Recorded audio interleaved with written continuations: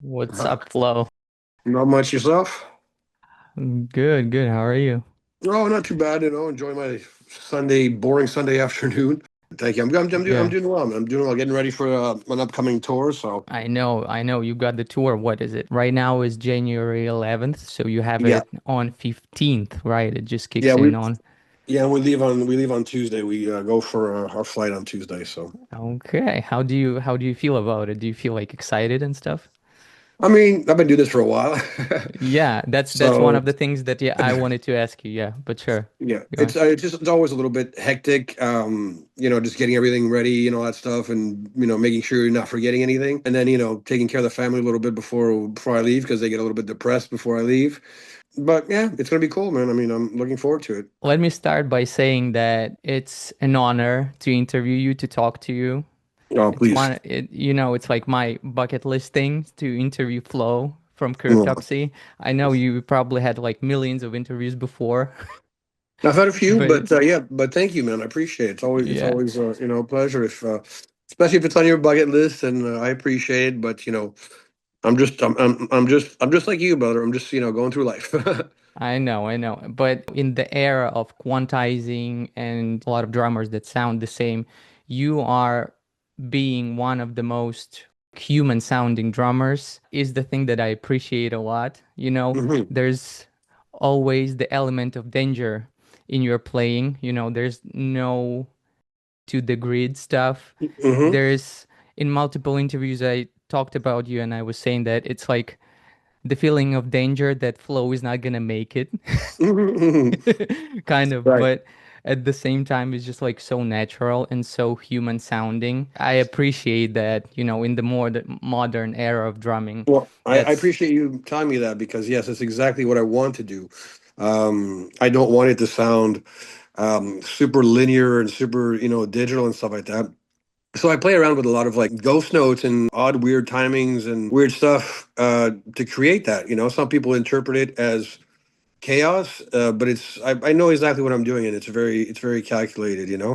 And but it makes sense that you say that because with cryptopsy, there's so many different tempos and time signatures compared to a lot of bands that would stick to one tempo, let's say for a whole song, that it might feel like that. But that's yeah, completely on purpose and been doing it for a long time. Yeah, what, 30, more than 30 years. 35 years, brother. Yeah, and how's life actually? Like what is new besides the tour? Wow. Nothing much really. I mean, it's just when I'm back, I try to just enjoy my time with the family, and we just came back from the holidays, so it was kind of a busy time.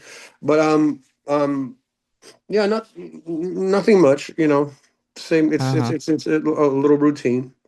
Routine. Okay, Hmm. yeah, but it's gonna be another routine of what, 30 days Yeah. that Again. you're Yep. gonna be in the tour. After that many years of touring, do you feel like anxious at all when before hitting the stage, before like going to the tour? I know you had Um. so many tours, but Hmm. yeah, I is mean, is that it's always a little bit. I guess it's adrenaline and stuff like that. But anxious or nervous? No, not really. I'm just a very hard critique of myself. So I just want to make sure that I play as well as I can. That's the only thing I'm really nervous about. I'm not anything else.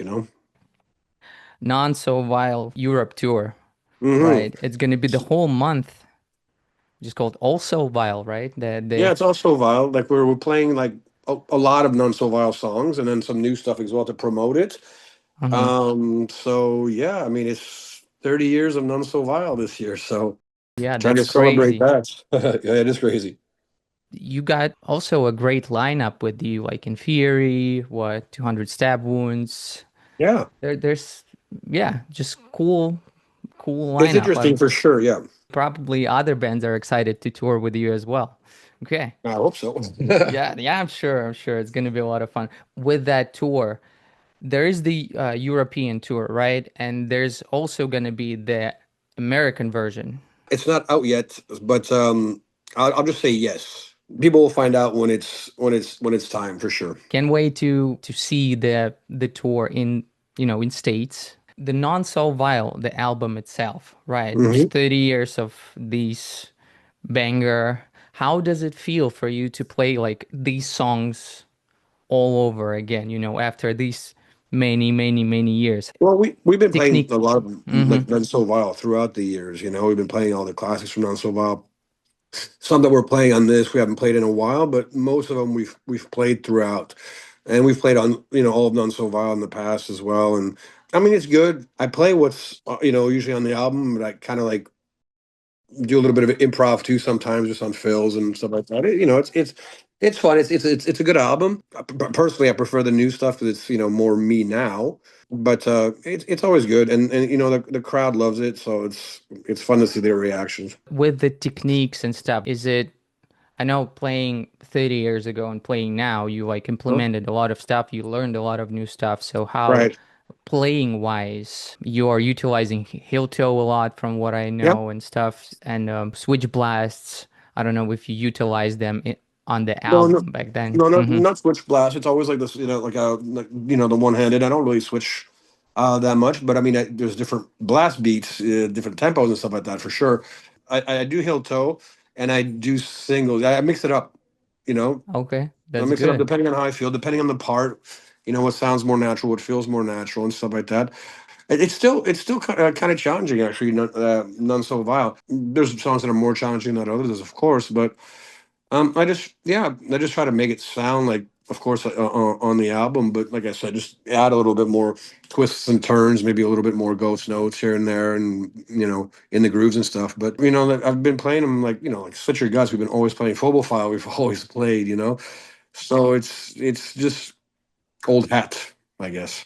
In multiple interviews, you were saying that, you don't remember the touring of the album, but you Mhm. remember recording of it A little bit, but a little bit really, also. yeah, yeah, very, very, very.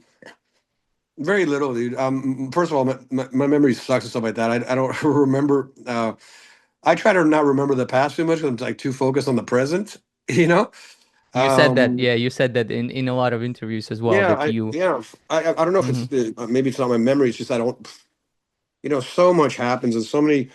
So much happens on tour and all that stuff that yeah, I'm way more in the moment than in the past. So I guess that's just how my brain works. But you've seen interviews and stuff like that. You know that I was like sick during the recording, had some kind of flu. We pushed through it. I mean, there's no choice, and man, it didn't affect me that much. I would imagine. Yeah, just stuff like that. I remember recording Lord Worm's vocals when Pierre Remillard was out doing the guitars. But studio's kind of stressful, so I try to forget studio. Okay, Not it's like a stressful now anymore, but trauma. back then it was. When people have trauma, they like Yeah, erase. yeah, right. Okay, so studio was traumatic. It's not anymore with Chris. It's always fun. So that's what I don't remember. Let's just say that it's a new one for the record. Learning about you, I found out that you made the original Cryptopsy logo. Oh Did yeah, you? So these logo on the album, this one, right? Is it? yeah, That's you. yeah. Okay, wow, that's a cool logo. Oh, thank you, Still, dude. and yeah, and do you have like any background in arts or stuff, or No, just just one no, I and have done? I have a bachelor's degree in fine arts. It's called, but it's not about drawing or anything like that. It's like it's more like television, radio, and film and stuff. But yeah, I did that with like these like ink pens that I had. My father had given them to me and stuff like that, and I was just dabbling around and kind of came up with that. I don't know. And you also did the photography for the Just album. on Blasphemy and for the photos for Non So Vile, yeah. The man of many talents, Oh, back then, now I have no talent at all, so it's just fine. Well, it looks good on the album. It looks good. Thank you, bro. During the Non So Vile era, I Right? remember you guys had the coffin. Do you still have it? Where is it? Did you or No, no. I think Lord Worm has it in his living room, but I'm not sure if he. I think he still has it. Yeah, living room, using it as like a table uh, in front of his TV kind of thing. So, or yeah, wow, yeah. that's I think it's that's still there. Yeah, bizarre. yeah. But it was for him, so it's Well, good that yeah, he kept it. but he also told the story that one day he like when you guys crashed on his in his apartment, he didn't have enough space and he had to like sleep in the coffin while Oh, everybody. I'm sure he did. I'm sure he did. You don't He loved remember that that thing. either. No, I don't. I remember the story, but I don't remember exactly when that was. But how was touring with the Coffin? We didn't really tour with the Coffin that much. I mean, they did like we did a few like Canada tours and stuff like that, and it was in back of the van, because we just had a van. I think we might have done one with it was in the trailer, but yeah, it's special, bringing it out, loading it in and out. It's special when you got people walking around. That's crazy. That's crazy. The logistics of the Coffin. What I usually do is retelling the bio of the drummer, that I'm interviewing basically to Okay. save time. To save time. So let me know if I'm retelling your early days bio, to the T or Okay. not. If I fuck it up, well, I wish I had like a shot of vodka, but I don't. It's all good. It's But all good. I'll but yeah, you listen. were you were born in France, Yeah. right? So your native language is French basically, but now you speak two languages, obviously. Hmm. At the age of 7, you moved to States, which Yeah, in was Chicago. Yeah. Chicago, right? And it Yeah. was because your dad has the engineering job, Yeah. so it was just job related. So you moved here to States, and then that was the time where you got fascination with the drums. You were saying that the drums, the look of it fascinated you a lot. Hmm. So you were just mind blown while looking at the drum sets. You were saying that you didn't care for the guitars or other instruments. Right. It's just like how the drum sets were looking, right? Yeah. Exactly. Yeah. And then you got to Canada, right? When you were like 14 or something. Again, Yeah. when it was your dad's job as well. Is that correct? Yeah. Yeah. Yeah. And so, but there's not much information about your studying drums. What is I your took drum I took a background? few lessons from different people. Not very long, over maybe a course of I would say with one person it was maybe like 30 lessons, and with another person it was about like 10, 12 lessons. I kind of learn how to read with them. I learned a lot from looking and listening, looking at videos like DVDs back then, cassette tapes, all that stuff, or yeah, cassette tapes more back then, like the VCR. But yeah, I did have a few lessons to figure out the basics. I had some lessons in Chicago too from one guy, maybe about 15 lessons. So that's where I learned how to read. I don't read very well, but I mean, or very fast. But I know the, it's not that difficult. But yeah. So I had a few lessons for the bass for the drumming, but I really learned a lot, especially like metal. And nobody was really giving metal lessons back then, so I just learned on my own, and by looking and listening. With the double bass, right? You probably didn't have double bass for a long time, or was your first drum set equipped with it? Like, do you remember your very first drum Oh yeah, set? I remember my first drum set, and there was two bass drums, but I didn't use them. And when I moved to Canada, that's when I started like using it a little bit. I don't really remember how I mean, I started listening to. I think Slayer was the influence on the double bass, and I just I don't really remember how I started doing them, but yeah, it was when I was a kid, of course. But what about the blast beats? Oh man, that was when I had to learn Necrosis, which was Cryptopsy, the name of the Cryptopsy before. I had to learn. There was the Necrosis had a drummer. They had one album out, so he was a big influence on me because I had to learn his parts, and there was like kind of really fast stuff on it, and then the blast beats. It was like Steve Tebow, the guitar player, was telling me go faster, go faster, go faster, and then I just spazzed out. And I remember one day because I got mad and I kind of spazzed out, really, like just no technique, just nerves and stuff. And he's like, "Yes, yes, yes, that's what I want. That's what I want you to do." And I was like, "Oh my god, okay." So that was it from then on. They wanted really really fast stuff. So But you were 16 when you yeah, joined the band. 16. How did they find you even? How is but they found me because I was in a like side like a little band. I started a band with like a skateboarding buddy and a guitar player. The guitar player lived with Steve. No, it wasn't Steve. It was Lord Worm. And he said, I know this kid is really good. So I thought, and I didn't know I was really good at all. But so they came over just to see one of the jams one day, and they're like, okay, well, they want you, I want you to try out for Necrosis. So I did, and they really liked it. So that's it. And that's history. It was through friends. It was a couple demos with Necrosis, right? And There's, then yeah, one demo with Necrosis, and then we did the Cryptopsy on Gentle Exhumation. yeah, the first Hmm. demo, and all of the songs actually they made into Blasphemy. Not all of them, but a lot of them did. Most Yeah, of them, yeah, most of them did. yeah. I also discovered that you were doing samples. You did, was it also a thing that, you were interested in, like, finding the samples for the Oh, you band mean like and for songs? Yeah, yeah. That was always something that I was interested in. Me and Lord Worm were like interested, and we just watched a lot of horror movies and like picked up stuff from horror movies, and yeah, yeah, that's cool. And yeah, man.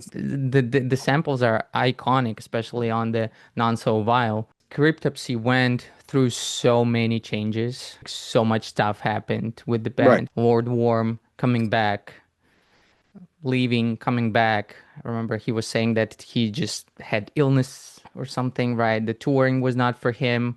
right, right, Um, right. Yeah, it was more of that. Yeah, yeah, and then there was another vocalist. I remember, was it Mike? I don't remember the yeah. name. Mike It was came my for Whisper, and then he'll beg. Mike DeSalvo was Whisper, then he'll beg. yeah, the two Whisper Supremacy and then You'll Beg. Yeah, These two cool albums. a lot of practicing. We like practice religiously. We did like 3 practices at least per week, and it was just composing. And I mean, yeah, there's a lot of stuff I remember, but I mean, I just remember that we would just want to push ourselves to become more technical, faster. Me and John Devassal always push each other for different techniques and stuff. I mean, it was for fun, but it was more serious. It was like a lot more serious than it used to be with Blasphemy and and the other members. But yeah, I mean, it was just what we did, and like we weren't making any money or anything like that. I mean, it was just what we did, and I mean, we just always pushed through, and we wanted to push through, and you know, that's it, and then it's a longevity thing where like at one point like band members come and go and stuff, but we always wanted to continue because it was just a challenge, motivating ourselves and playing our instruments and trying to be better. And it was just like a personal challenge, like a very interesting hobby, if you wish. Hang on 2 seconds. I just got to get something. I'll be Sure. right back. Hang on. Yeah. It's a party here. Okay. Okay. Sorry, brother. How many kids do you have, Flo? I have 3. Three 22, kids. 21, yeah, 22, 21, and 13, all boys. Okay, all boys. Wow. Hmm. And the follow-up thing with you and kids, had Yeah. 3 kids, pretty Yeah. much the same age. How was it with touring and Well, having like a that's always the personal difficult part. life? That's always the difficult part is just managing everything like that. Thank God I have a really amazing wife that takes care of everything when I'm gone. And yeah, I mean, it's difficult. You miss them. You miss their birthdays sometimes. You miss holidays, and so it's not easy, but that's part of the job, I guess. And part of the legacy. So it is what it is. I try to be there for them when I'm back, and be the father that comes back. Okay. Do they know your catalog? Do they listen to the Yeah, stuff or they're like, yeah? the older ones do, of course. The younger one less. It's not. I mean, it's something that interests the older ones now because they like their shirts and stuff like that, and they want to talk about it with their friends. But I don't push that on any of them. I don't push it on anybody. Actually, I don't introduce myself as who I am when I meet new people, or So it's just an evolution kind of thing, and it is what it is. It's Mm-hmm. daddy that comes back from tour. Sick. But it's Hopefully with still a like, little bit of money for something, a little bit of gifts when I come back. have you ever taken them to, like on tour with you or no? No, no. No? They've just been at shows. No, I want them to learn merch or sound or lighting, but they're doing their own thing. Yeah, we were talking about the Whisper Supremacy and then you bag once was Uh huh. not. In this time, I feel like you became the person who was just kind of in charge of the band, right? Yeah. And I don't know, could be a weird question, but have you ever like thought, okay, that's the shit. I know it's getting too difficult. Have you ever like had these kind of challenges? Of course. Yeah. Of course. There was a point where I was like, oh no, I don't know if we're gonna continue doing this, but something always made me stick to it. And a challenge is what I really like challenges in life for some reason, and it just yeah. But of course, yeah, there was moments like that, disagreements and stuff, and thank God that the current lineup, which is the longest lasting lineup the Cryptopsy's ever had, is amazing. And we finally got on the same page, and everybody wants what everybody else wants, and so it's challenging. I mean, growing up in it when you're young, people want to do something else. They want a regular life. It's not an easy life. It's very different. So thank God, like I said, this current lineup, which is amazing, is on the same page, and we're just having fun. So And the lineup itself had like a bumpy road, especially with Matt, right? When he just joined the band, right? It was the Unspoken King I think it's a good overall. album. I mean, and I mean, vocally, Matt is a very good vocal. He can sing any style or anything like that. So that's why I wanted to challenge him with that a little bit. But yeah, I mean, we did it. It was like that time we wanted to do it, and then, there's some great songs on it. People didn't like the clean singing, and that's what Hmm. happened. There's no Like, going back in the past, right?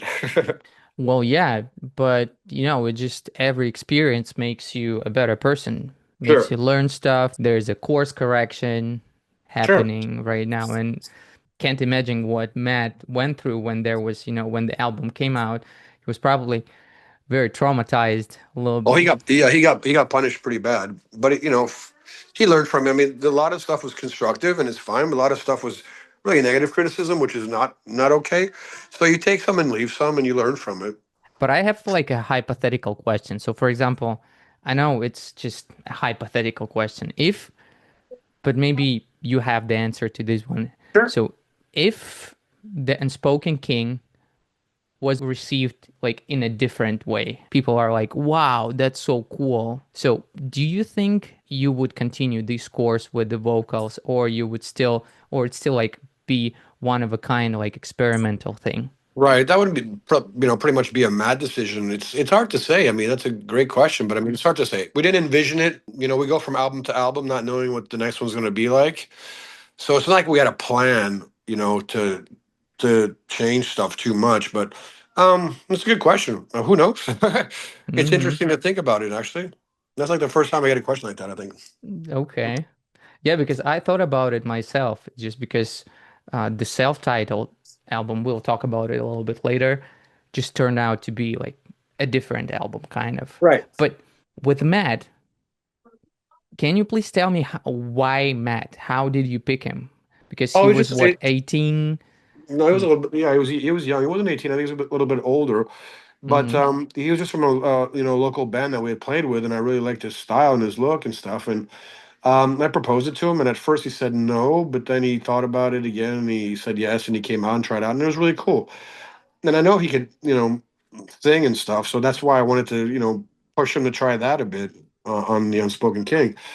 But I mean, like I said, there was no direction change or anything planned. It was just the way it was when we did it. So.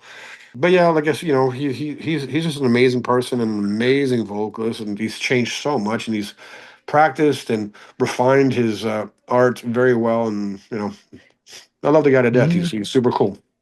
Yeah, and the evolution of him as a vocalist is just insane. Yeah, The stuff he can he knows what he's doing. Yeah, the stuff that he can pull off, Uh-huh. all these like crazy laughs, maniac sounding screams and shit is just insane. I think, Yeah, yeah, he's overall, you got the good pick. yeah. But was there anybody else who you were thinking about that could be like a match, Not at that or time. not at that time? No. So you like picked him, okay, Yeah, yeah, yeah, okay.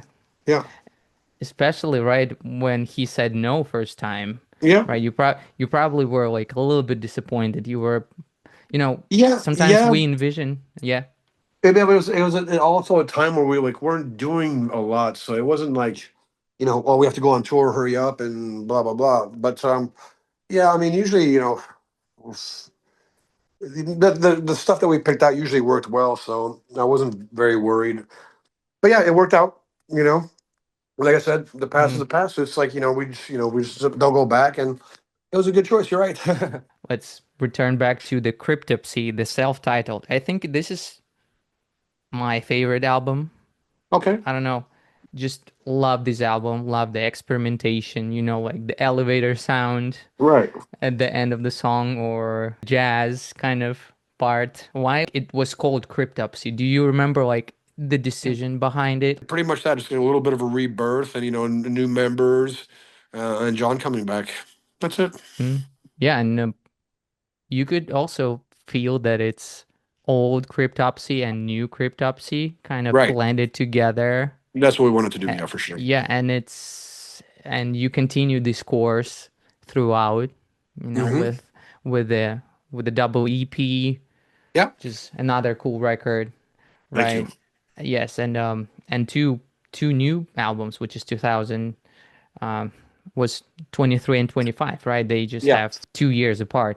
Right. Right. Right. But Cryptopsy and the book, did you guys go independent? You were It independent was those it times. was the self-titled and the two tomes that were independent. Yeah, it's more work. It's a little bit more money and income when the album is sold. But I mean, it's more work to do the press, and it's more work to support it and stuff. I just felt it was the time at that point. Now I'm happy that we're on a great label, Season of Mist. It was the time, and we wanted to try it, and we tried it. But yeah, it's a lot of work, and it's not as much exposure, obviously, because we're not as big as the promoting agents that the companies have. Yeah, it was just a period of another period in Cryptopsy's evolution, I guess. Yeah, and now you found a good label that, Yeah, yeah, that just supports you. The Season we're of Mist. very happy with them. Yeah, You released the awesome album through them, which is the right, Insatiable Violence, right? right. Yeah, sick album. Thank you, bro. Congratulations on this one. It just came out, what, like almost a year ago, kind of. Yeah, in And June actually, 6 months, a little bit over 6 months. Yeah, yeah, and this, I feel like the Gamora and Insatiable Violence feel like, I don't know, for me, it feels like part one and part two. right. Okay. Is it Yeah, safe to maybe. say so or no? I guess Like, because they were written so close, apart that yeah, it's kind of it's just another evolution from this one is an evolution from Gamora. mhm. Um, and yeah, who knows what the next one will be? Also, what I like is that, it has riffs. And the Oh, whole thank like you. album also has a lot of like melodism, melodic parts. Another thing that it's like it's not getting slower. The Right. stuff is not getting slower, it's just getting faster and faster and faster. How do you keep up with, Um, with the speed right that's now? it's just that training and physical training, which keeps me in shape, I guess, and makes it possible to do stuff. Like my hands are really, really, really. They've never been so fast. So I'm just knock on wood and try to keep it up as long as possible. But it's just it just feels normal and natural. So some parts are a little bit faster, and other parts, I like the groove too. I just like the difference between the fast and the groove, and we do a lot of that. So it's just, having fun on a drum set now more than, it was like, trying to challenge myself to do something never heard before back then. I think I'm just a lot more aware of the riffs and what's going on in a song. And we try to create songs. That's the important thing about Cryptops. It's not about showing off or trying to go as fast as possible. It's just what the song calls for. I like to do varieties in fills and beats and stuff. It's just so not common. I mean, it is cryptopsy. There's no going away from it. It's going to be blast beats and stuff. We just try to have more fun and try to create cool songs. Just like Malicious Needs is, it's a very cool song. I go from a blast beat to that, dun, dun, dun, to something that's just chaotic into something that's really easy and groovy. So you were talking about keeping yourself in shape. Uh-huh. Do you do any sports or not sports, maybe No, I like don't. I don't do any sports, but I mean, I've always like worked out and always done, weightlifting and all that stuff throughout the years. Now I'm just focusing on doing, stuff that I know works for me and just, keeping in shape and stuff like that, and then doing just more leg stuff because I ignore leg a lot. So I'm just, just trying. I always try new stuff out, and I mean, the Cryptopsy shows are my cardio for the day. So I don't have to worry too much about that. But when I'm at home, I try to do a little bit of cardio, either biking or walking with weights on my ankles or stuff like that. But I mean, it's just I'm always trying to make myself better, and make my playing as effortless as possible so I can groove and have fun. So Yeah, it's just like, little things. I mean, there's, so many different exercises I can go into, but some work for others and some don't work for others. And, it's just, I try to do my thing and experiment sometimes too. Another thing, you do the backing vocals. Yeah, I used to Do do backing vocals. but when Matt came to Mm. picture, right, you're not doing it. No, not anymore. I did it for a while, and then I was like, nah. I mean, because I like we have in ears now and stuff like that, and then if we have another like Mike said, I mean, I just look like an alien, and stuff, and it's just too much. So yeah, I'm not, can handle the screens and stuff. So he took care of pretty much all that stuff. Yeah, that's crazy how you could handle like backing vocals and those crazy tempos. Oh, it wasn't that much, there wasn't that much, and it's not that difficult. But yeah, thank you. Also, in preparation for the interview, I rewatched your DVD, Oh, nice. Okay. Extreme Drumming 101, Mm-hmm. right? And it has a lot of good stuff. The warm-ups especially. I really like your warm-ups. I've been like utilizing them for like a week, All right. and so that's actually right now the drum technique kind of talk. A lot of drummers that I talk to, they like to talk about technique and shit, and Sure. I don't think you're going to be the exception, right? From that, uh, do you, do you like talking drums or not Um, really? I mean, I do, but the thing is that everybody's got a different body, so every technique is going to be different for everybody. It's really weird, what I don't like is to say, well, this is what you have to do, because you don't. There's tons of different techniques. You do what you want. You do what your body likes.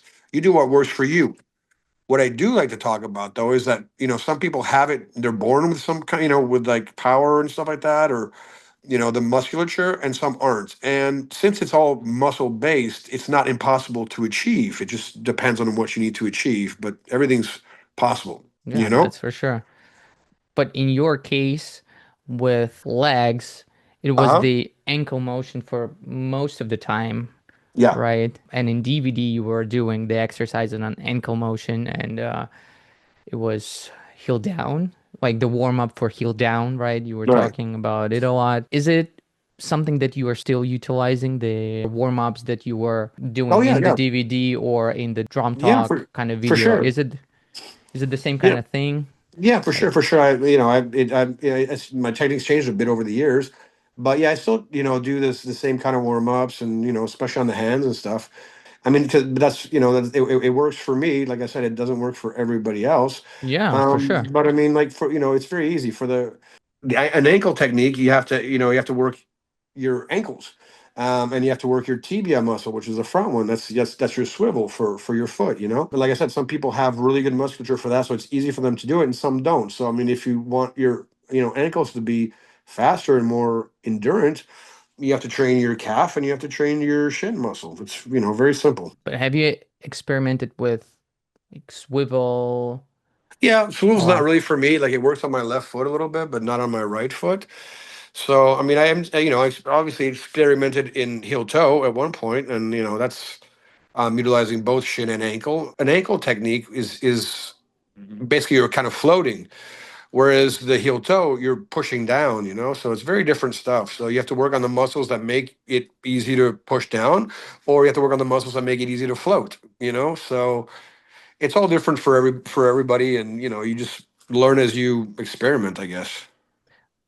but are you using the heel toe right now?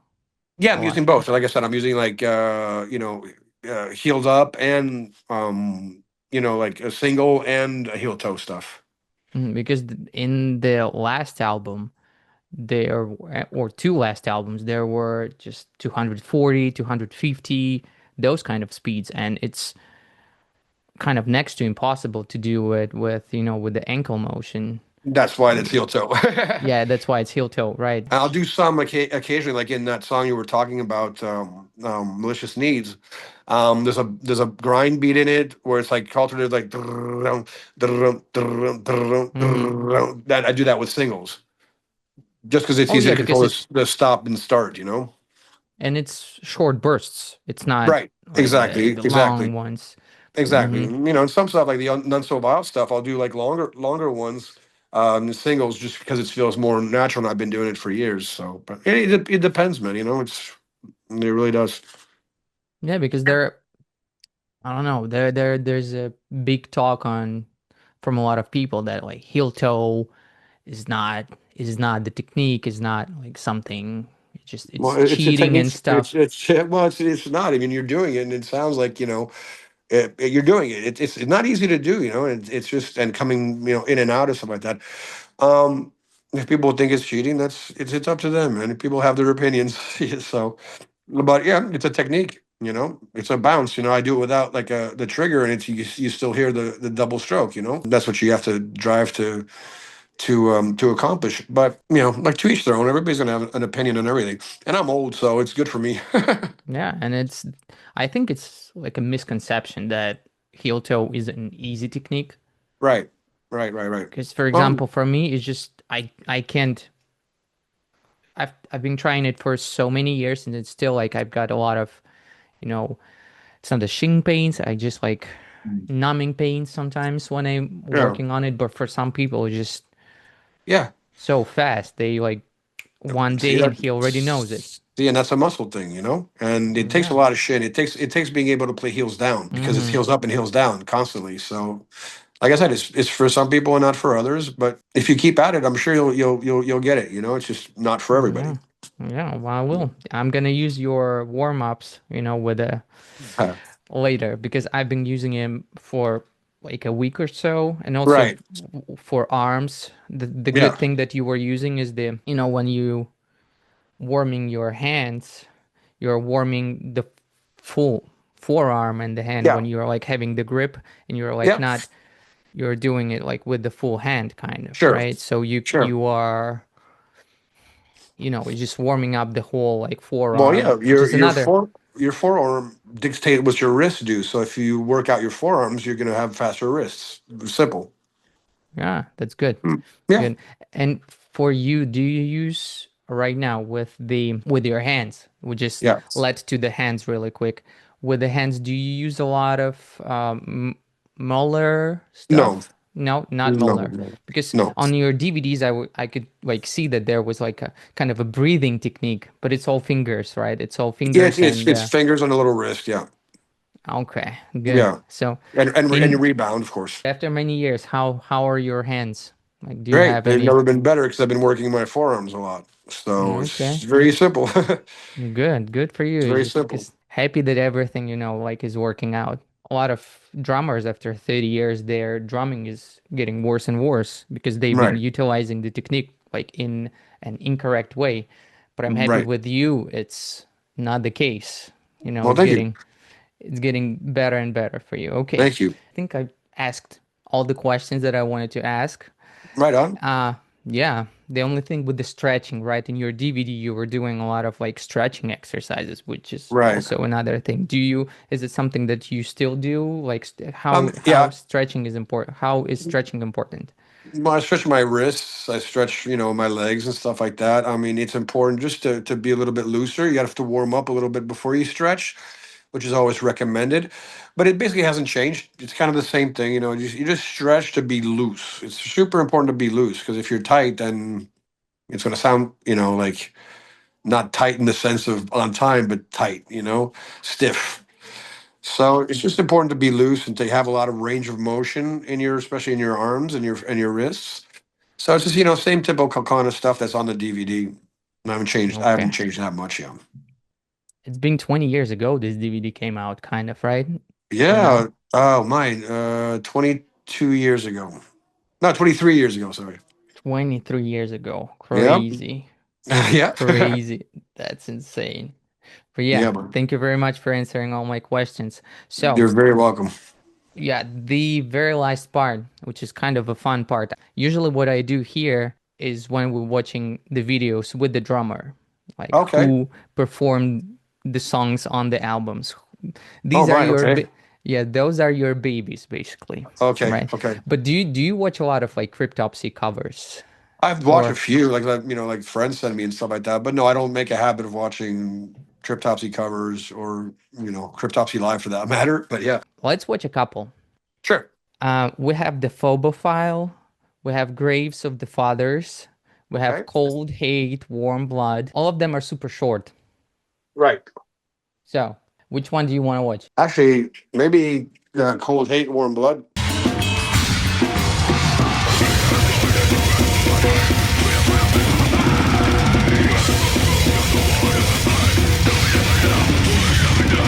Well, it's very cool. Actually, it sounded really good, dude. It sounded really good.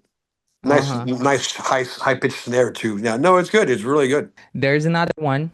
Sure. There's Phobophile. There is the Crown of Horns. Okay, there's a Is crown. one.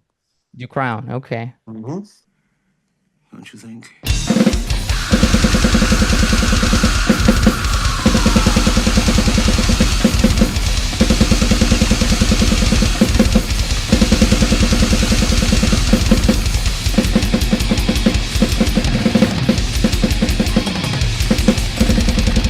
Okay, so Yeah, far. it's really good actually. Yeah, even the fills are really good. He's got the like the press roll thing going on and stuff. So yeah, it's really cool.